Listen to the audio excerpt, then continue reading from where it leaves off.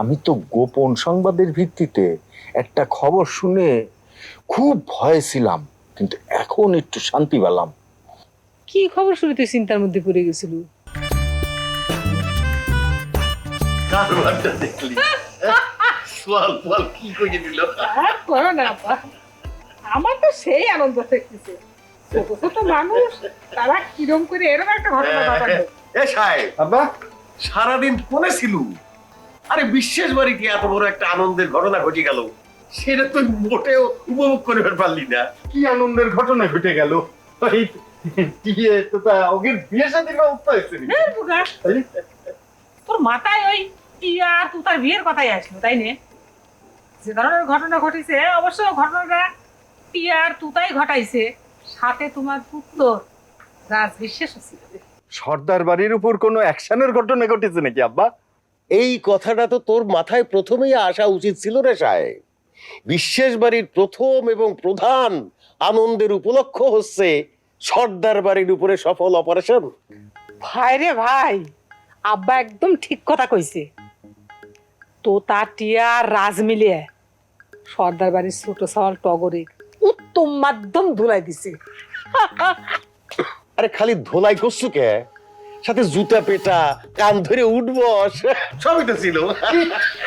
এই ঘটনার সময় আমি থাকতে পারলাম না। আর এই ঘটনাটা যদি আমি আগে জানবার পারতাম, আসার সময় চাটমোহর বাজার থেকে 2 কেজি গুল্লা নিয়ে আসতাম। ও ভালো কথা। আমি তো গোপন সংবাদের ভিত্তিতে একটা খবর শুনে খুব ভয়ে ছিলাম, কিন্তু এখন একটু শান্তি পেলাম। কি খবর শুনে তুই চিন্তার মধ্যে পড়ে গেছিল? তুই না বাজারের পর গেলু হচ্ছে সর্দার বাড়ির বিরুদ্ধে অ্যাকশনের প্ল্যান করবে। আরে ওই প্ল্যান করতে গিয়েই তো এই গোপন সংবাদটা পেলাম। সর্দার বাড়ি নাকি বন্দুকের ব্যবস্থা করেছে, ওয়ান্দে জানি জোগাড় করতেছে। 1 নালা না 2 নালা সেটা করার পারি না, তা করেছে।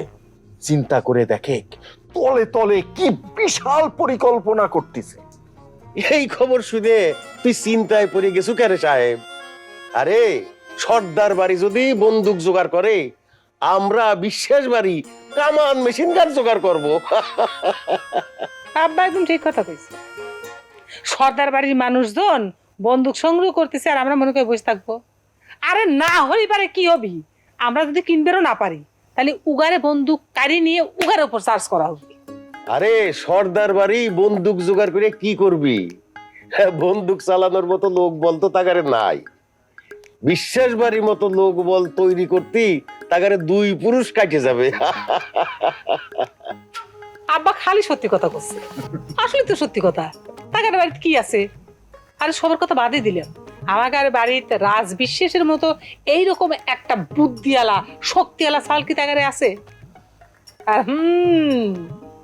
আমার আব্বাও কিন্তু কম যায় না, এখন সে নিত্যদিন ব্যায়াম করতেছে।